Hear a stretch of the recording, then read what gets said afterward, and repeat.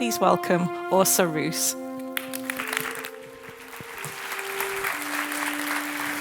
Hello, everyone. It's time for the serious part. I'm being serious. This is a talk that is based on my own work and my own opinions about the games industry. Having been in the games industry for 19 years, this has been a talk that's been a long time coming. In 2008, I had a conversation with one of my coworkers. And I was asking, because there was a controversy around a game about, I think it was about violence in the games, sort of creating violence in youths. And we know now that that is not the case, but at that point we didn't have really the research that we needed to know if that was the case. And so my conversation with him was basically, I want us as game developers to take responsibility for the things that we do, for the things that we put in our games. And his response to that was, well, what do you care? It's just a game. But I think it's time to think about design and game design as something more than just a game or just a thing that we put out there, because I think that we are part of an ecosystem. And hopefully I will be able to convince you why I think that in this talk. So Gabrielle, in her wonderful dinosaur skeleton dress, explained a bit about what I've been doing these past 19 years. I started out as a mobile games developer in the time of mobile games being WAP and GPRS based. I don't know if you know what WAP and GPRS is, but it's basically HTTP protocols for mobiles. So the games that we created had text that took a long time to download, links, and images that were 40 times 90 pixels, monochrome. That was all we had to work with. And very slow downloads, as I mentioned. So that was a lot of fun, sort of starting out in the childhood of mobile games and then moving on to when the studio closed, because I've been in 4 different studios that have closed while I've been working there. It's not because of me. It's them. It's not me. Promise. And then I went on to a studio called UDS, where I worked on in an Xbox game, so the first, what we usually call the first generation of consoles, and it was called the Core Gang. And there I worked as a level designer. So I sort of learned the craft of AAA game design from the bottom up. I started with level design. In the mobile games, I worked with narrative design and game design in a very limited and sort of RPG fashion. And when UDS closed, also not my fault, I went on to a company in Finland called Sulake. And Sulake wanted to do something with their IP Habbo Hotel. Do you guys know Habbo Hotel? Yeah, some of you know Habbo Hotel. It was a social space for tweens and teens, and they wanted to do a game based on this. And we did Habbo Islands, which was basically a game that was based on digging. But digging in Habbo Islands was fun. So we had a lot of fun with digging up eggs and seeds and digging down eggs and seeds and making things hatch. And it was a simulation-based game, basically. It was done. It was created for the Engage. And you all know how well that platform went. So by the time that we were finished, Nokia actually didn't have the Engage anymore, and so we never published the game. After that, I went on to Stockholm. I went back to Stockholm and started at Avalanche Studios. I worked as a game designer on an undisclosed game project that we had together with Disney. Disney unfortunately canceled that project, so that was never finished. And then I went on to Just Cause 2. And I worked with Just Cause 2 for a while as a world designer. I actually placed a lot of the rice pickers in the world. So if you've blown up any of the rice pickers in the world, shame on you. How could you? Seriously. But in 2008, I think 2009, you remember the economical crisis. Avalanche had to cut back. They didn't close though. So, you know, I was fine there, but I had to leave. Maybe that's why they didn't close. I don't know.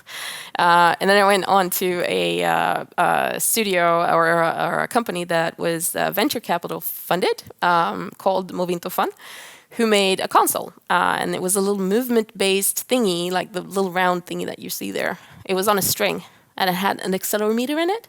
So if you move the string, the little thingy could feel which way you move the string, and so it would move on the string. So we made movement games and a bunch of other things there. And I was the only designer in that place, so all the design work went to me. That was a lot of fun, actually. After that small studio, I went back to, because they also they ran out of money, so they also closed. Not my fault. And I went back to Avalanche Studios, but this time as a producer.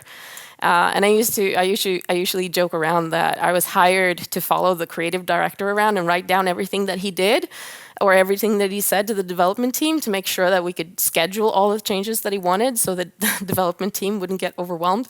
It's not entirely true, but almost true. But he left, but I stayed as a producer for about 3 years. Then I changed my vocation or my job to UX designer. We posted a job application basically, or job thingy. And I applied to it and I got the job as a UX designer. So the rest of Mad Max I spent as UX designer, and I did pretty much a lot. I did the menus, I did some balancing, I did some localization work and stuff. And after we published Mad Max, I was contacted by BioWare. They wanted a UX designer. They asked me if I was interested, and I asked them, "Are you insane?" "Of course I'm interested." And so I went to BioWare in Canada and did Anthem. And I did that for 3 years. I'm no longer on that team. I've moved to another project, which I unfortunately cannot talk about. So that's basically my background, just so you know who the heck I am and why I'm standing here and talking to you about this. So, on to the serious business. What is ethics? That is a really good question. I thought we'd start with that because it is kind of a big topic, and it has been around for a while. So this talk is about applied ethics, meaning ethical decisions in real life and their consequences. This talk is not about morality.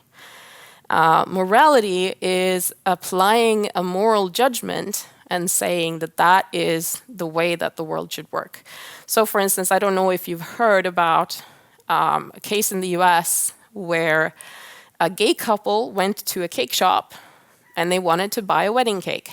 And the proprietor of the shop said, "No, because I think that gay marriage is wrong." That is a moral judgment, meaning that morals or moral judgments can actually be harmful.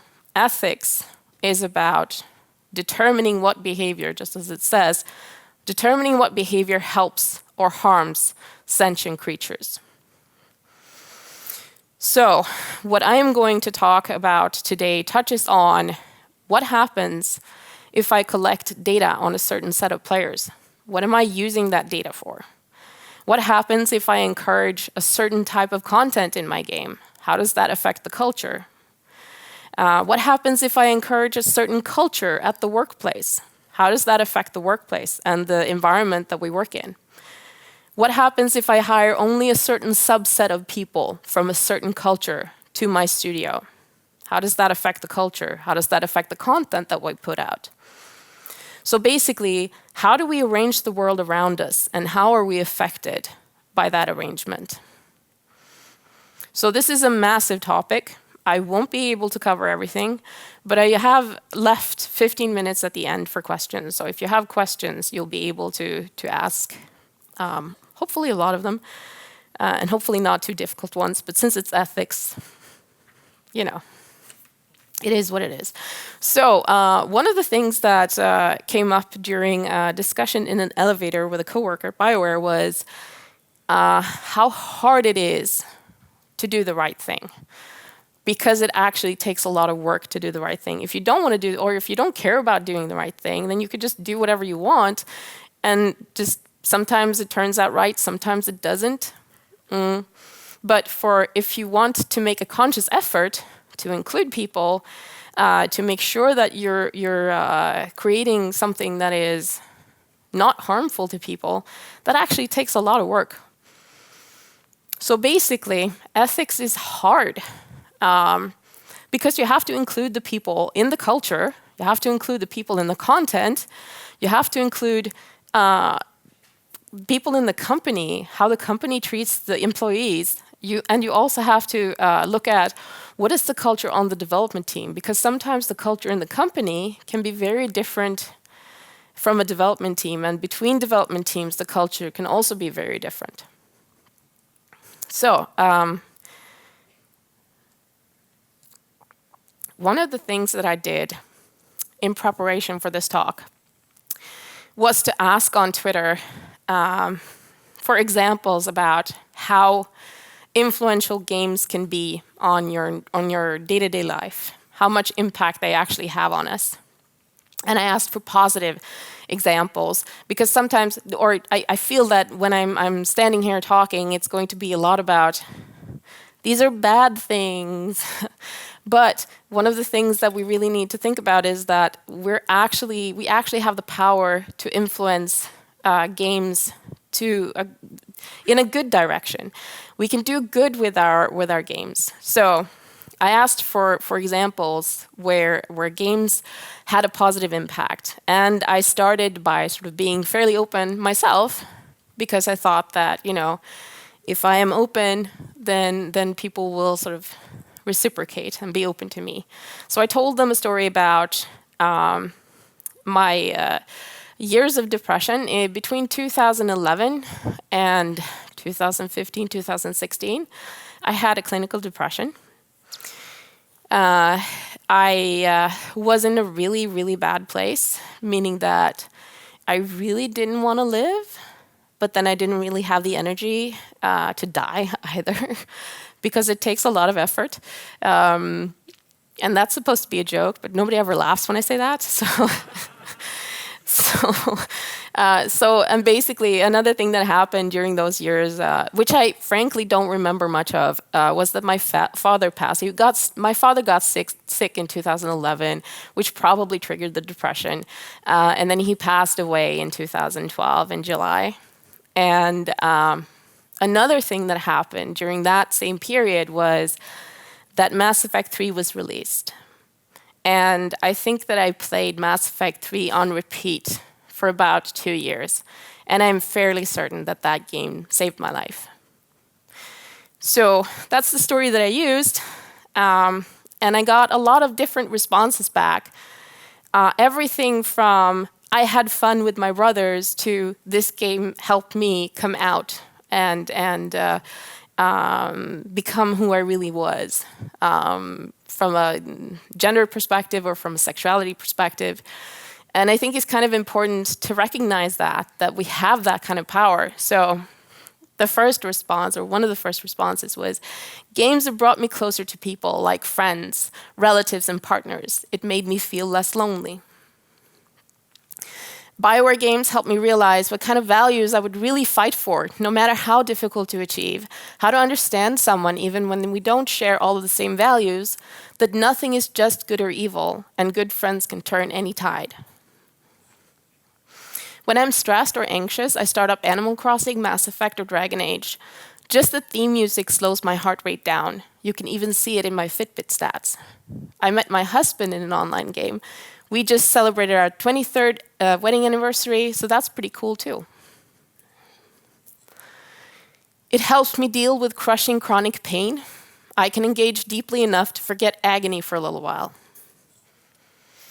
One of my most joyful experiences have been playing games with my brothers. Games have introduced me to the friends I have collected for a lifetime. Games are the reason I have the kids I do, the spouse I have, and the best friends and support system anyone could ask for. Games encourage us all to embrace our individuality and tell stories together.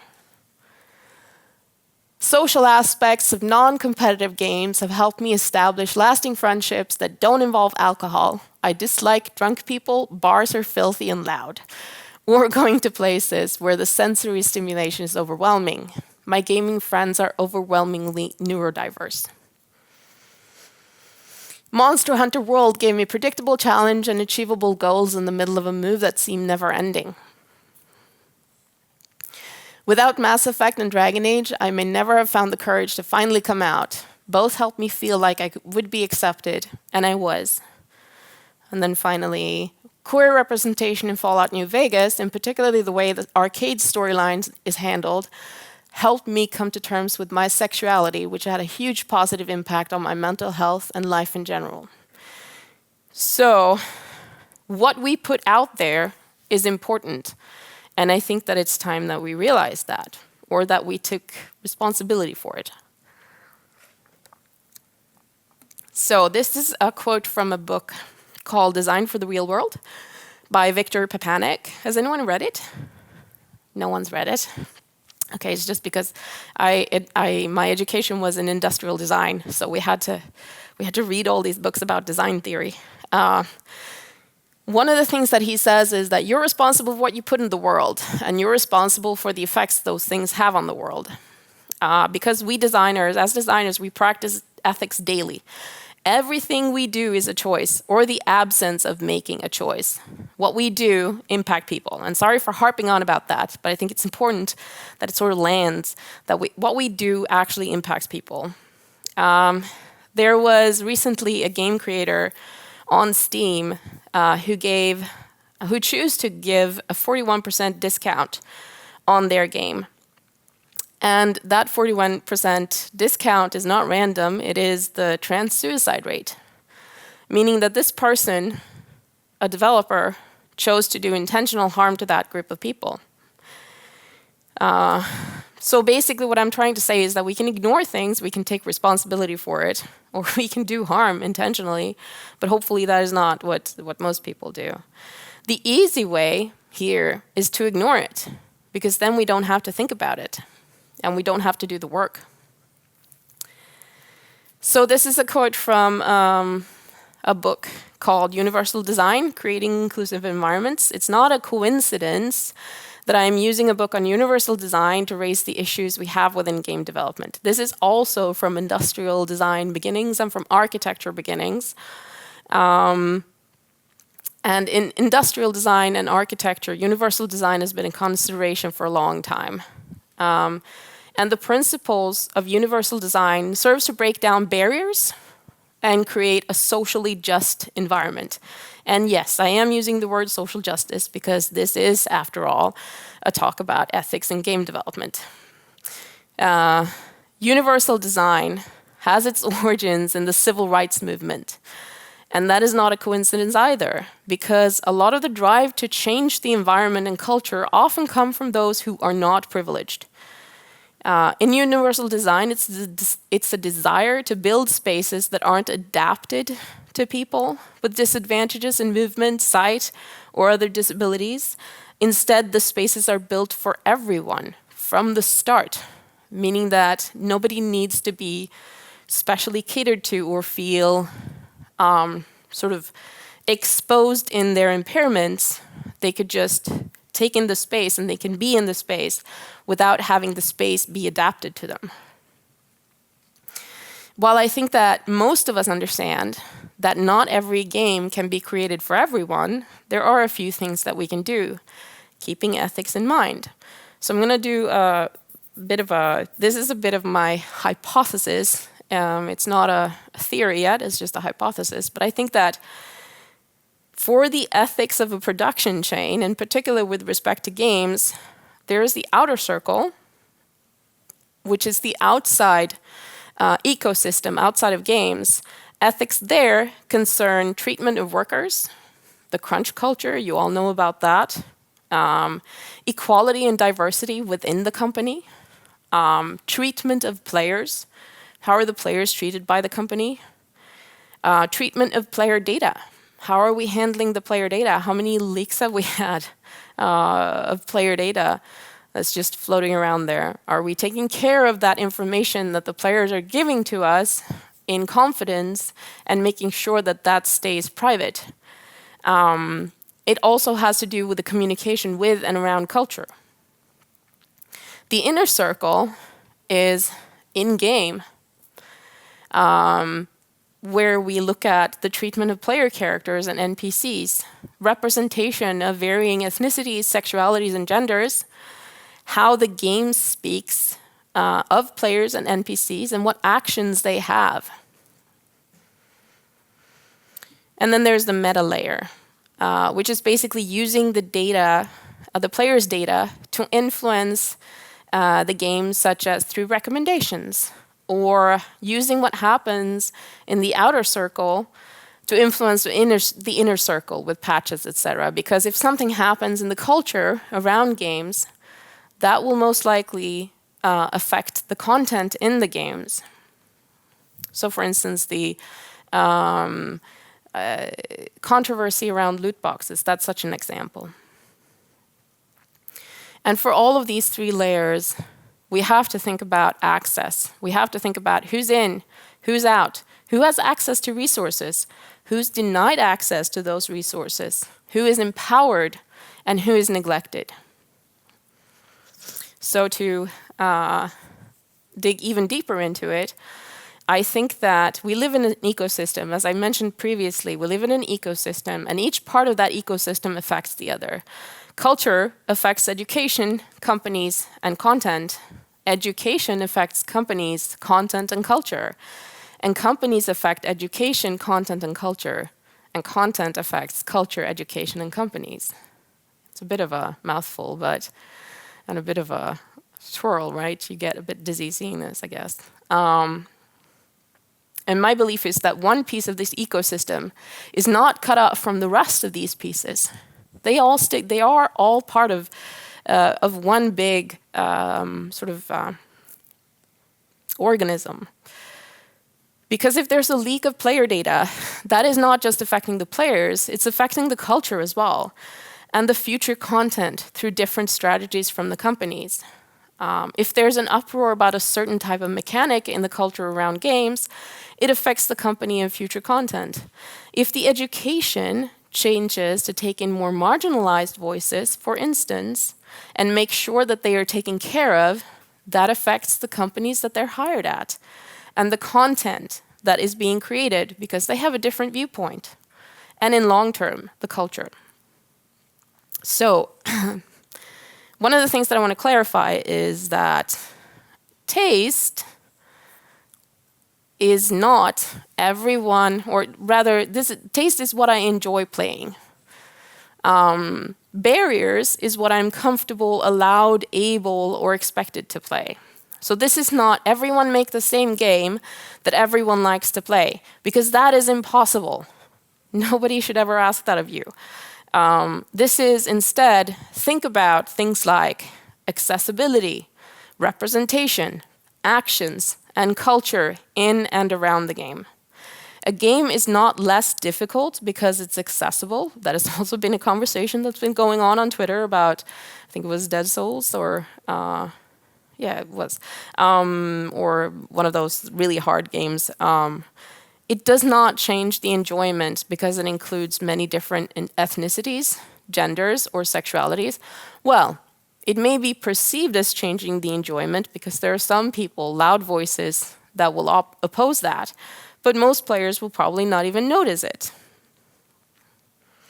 But for marginalized groups, sometimes taste is irrelevant because of these barriers, because of cognitive impairments. So think about difficulty settings and tutorials. How are they treated in your game? Will they make someone who has a cognitive impairment able to actually play the game? Think about mobility impairments. Think about reconfigurable controls, allowing peripherals. Some peripherals in games are not allowed because they are considered cheats. Visual impairments, think about text size, text coloring, contrast, and color deficiency filters. Hearing impairments, think about having closed caption subtitles or just subtitles in your games, and making sure that those are adjustable to size so you can actually see them and read them. And then there is the cultural aspect of it, which is representation in the form of ethnicities, genders, sexualities, and stories. We often forget cultural barriers in our games. And we often forget that there are so many different stories to tell, not just those of violent conflict. And one of the things that I have noticed, or I think many of us have noticed, is that a term like historical correctness is being used to set up barriers. That is actually just an excuse and a gatekeeping tool. If you do research, you'll find that different ethnicities, genders, etc., are present in almost all contexts, in all our history. Because if they weren't, we wouldn't be the very multifaceted world that we are. We would only be white men. And we're not, obviously. Well, at least I'm not. I don't know about you guys, but... So the things that I want to continue talking about is like the barriers for education. And barriers for education include something called epistemic injustice. And epistemic injustice sounds like a real mouthful, but it covers two different topics. And one of them is ignoring someone's knowledge because they're part of a marginalized group, such as belonging to a minority ethnic group, or, for instance, being a woman. Another term or another definition is when someone's experience is not understood by themselves or others because there are no concepts to explain it. Basically, we haven't dug down deep enough to actually try and explain the concepts or experiences of people outside of the majority. So the questions that I would want that academics in the room ask themselves is, what are we teaching? What is seen as important? What's the canon? Who decides the canon? Because every field is weighed differently. And are we giving enough consideration to soft and culturally keyed knowledge? Are we raising hard knowledge like mathematics beyond soft knowledge like writing or cultural knowledge or history? Basically, and sorry for saying this, but is our outlook colored by colonialism? Because a lot of our outlook is colored by colonialism. And another thing that we need to think about is who has access to the education? Who is expected to be interested in a game education? Who are we looking at when we're recruiting students to our programs? What is their reception when they get there? I was an advisor on in one of the Swedish gaming schools, and there was a controversy way back around that, where a student had made a Christmas card with a Santa who was sexually harassing an almost naked woman. What does that kind of image sent out to an entire class what kind of impression does that give the women in that class? And do you think that they wanted to stay there? So what can we do?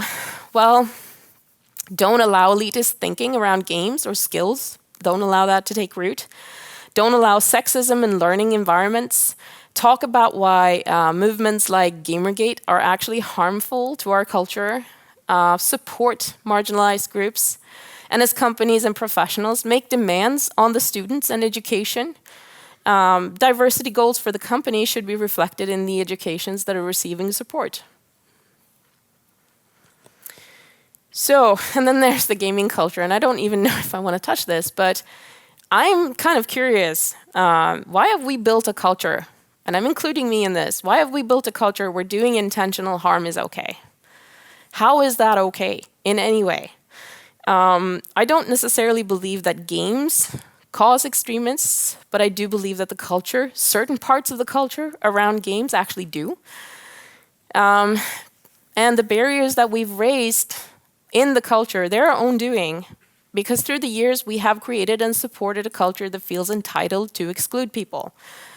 And the vocal part of the gaming culture, they are the ones who are restricting entrance for those perceived as outside of the culture. And this gatekeeping is exactly what barriers are about. And as designers and participants in the culture, we have the opportunity to design our games in such a way that gatekeeping becomes less prominent in the culture as well. As an individual taking on the gaming culture, or the loud part of the gaming culture, I can say it, like, it's not all of the gaming culture, not all men, but it is a very loud part of the gaming culture. And taking them on can feel very daunting. It can lead to harassment. It can lead to a Twitter storm, petitioning your company to fire you. I had this little Twitter wind puff where I supported a trans character in, I think, Baldur's Gate. And there were like 2 or 3 Twitterer eggs who came in and included BioWare in their responses and said, you should fire her. She's a bad person. For me, it was like a tiny little puff. It wasn't a hurricane. But we do know of examples where companies have actually fired people, developers, because they have represented something that the loud part of the gaming culture does not want to accept.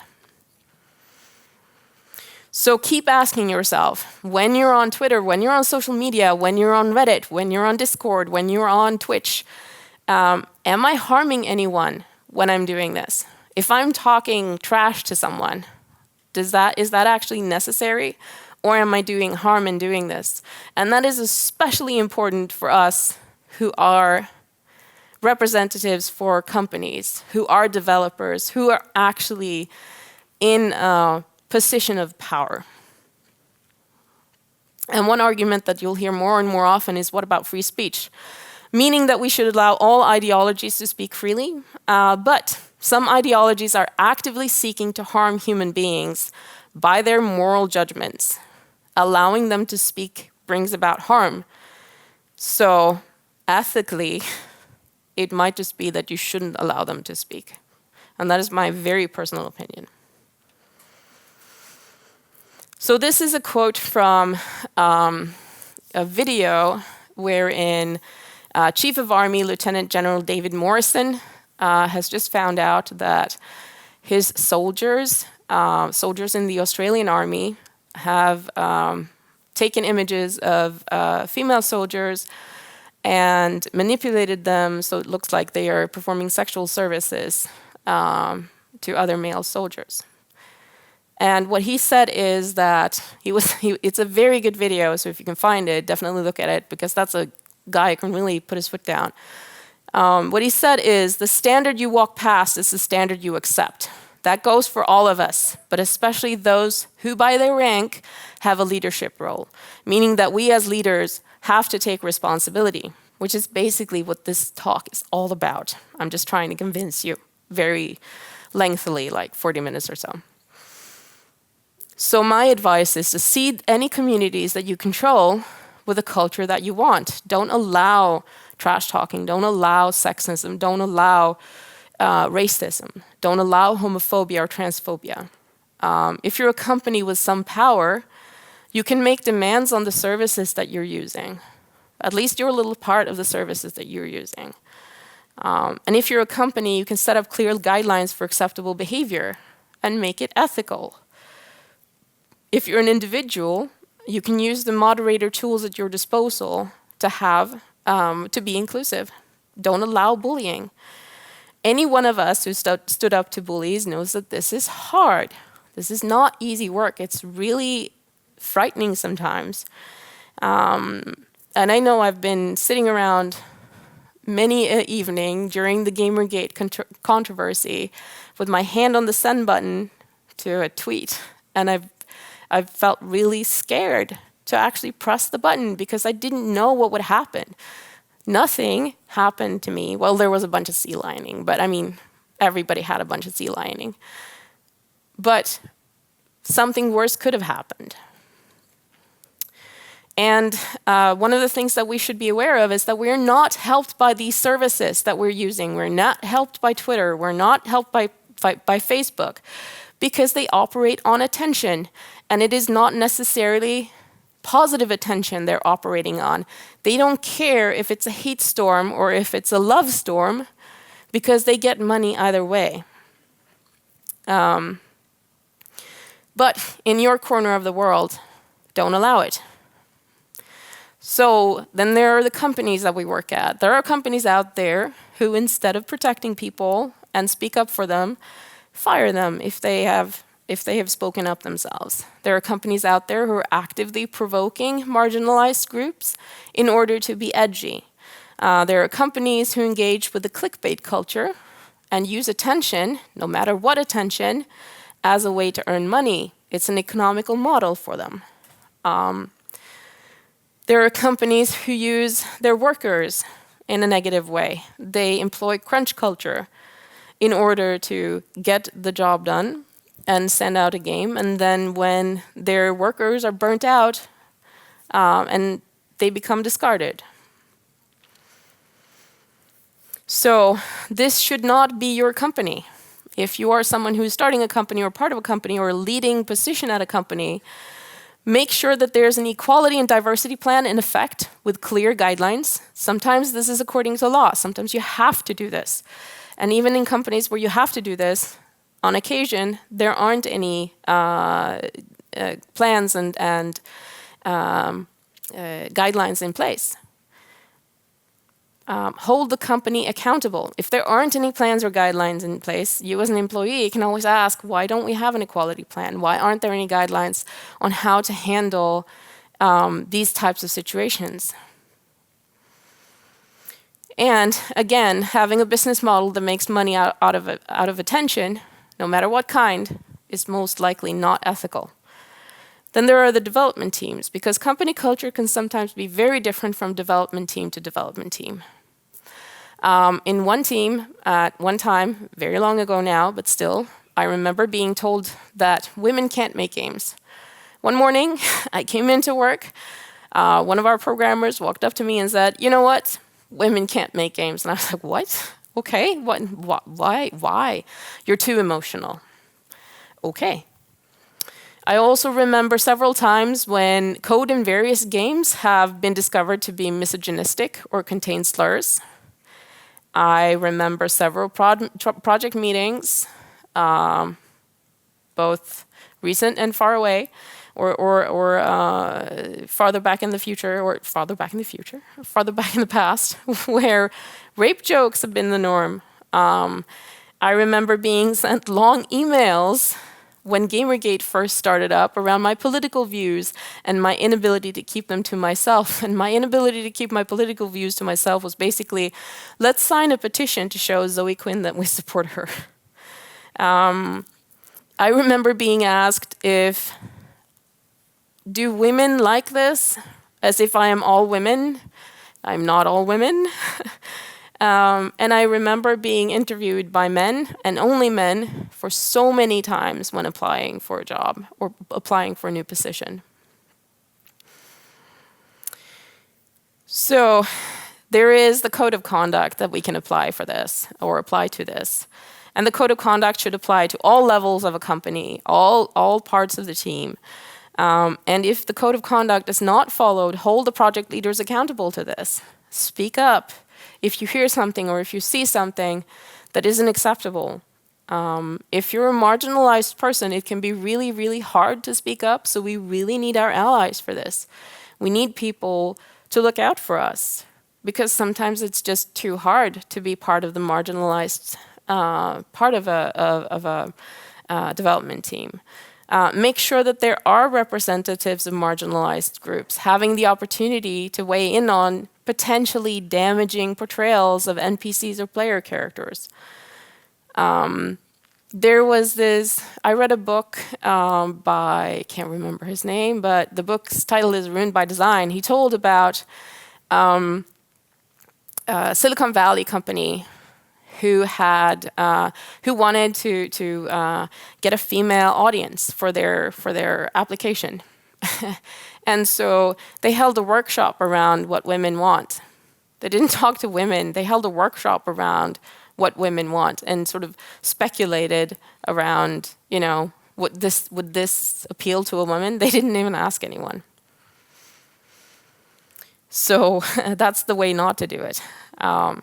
So basically, make sure that the hiring process for your team includes marginalized groups, not just as potential hirees, but also as interviewers.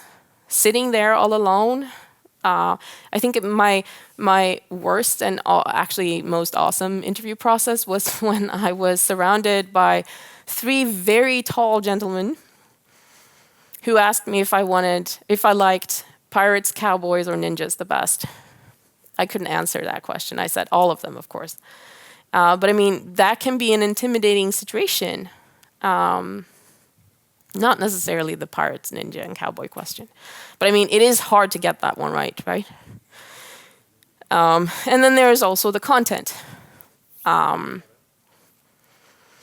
there are barriers to enjoying content in games that have very little to do with the content itself. And that's what I was talking about earlier.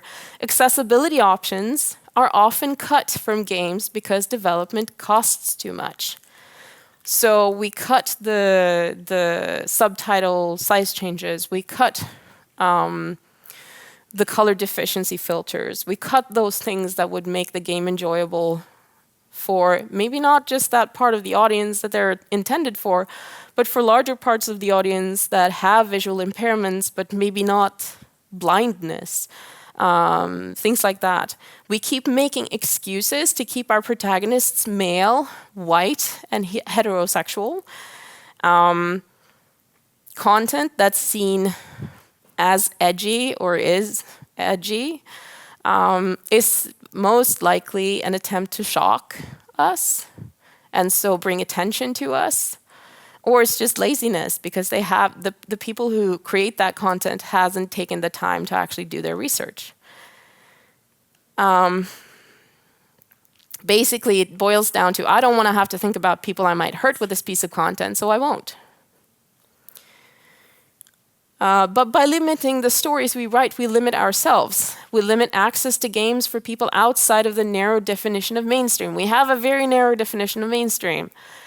But players are going outside of that, or we're getting a much wider mainstream nowadays. And we need to be conscious of that, and we need to sort of work that into our consciousness because it's really hard to keep that in mind when we create our games. But we also limit our opportunities for marginalized groups to see themselves as heroes and powerful actors in and on the world. To reiterate what I said earlier, games have the power to change lives. Let's take that chance. Let's take that opportunity. Let's make sure that they change lives for the better and not for the worst. So why have we spent so long avoiding these difficult questions? Well, I think that in many ways, the industry is actually damaged by the moral panic that have occurred now and then around it. As for instance, I was saying earlier, how violent games are seen as creating violence in kids. And sometimes we have a hard time admitting that games that games might have a negative effect, regardless of what that effect is. Because if we do admit just a little bit of this, we open up the can of worms. And then all of a sudden, games are the root of all evil, which is obviously not true. But what we can do to counteract that is say that, okay, we can use games for evil, but we can also use games for good. So in conclusion, we can't really look at the content we provide as freestanding from other aspects of the ecosystem. We can't ignore how the ecosystem ties to all aspects of game making and the decisions that we make. We need to start taking responsibility, not just for our own small part in game development, but the repercussions that our design decisions have across the board, on culture, on education, on companies, on development teams, and on the content. Thank you so much for listening.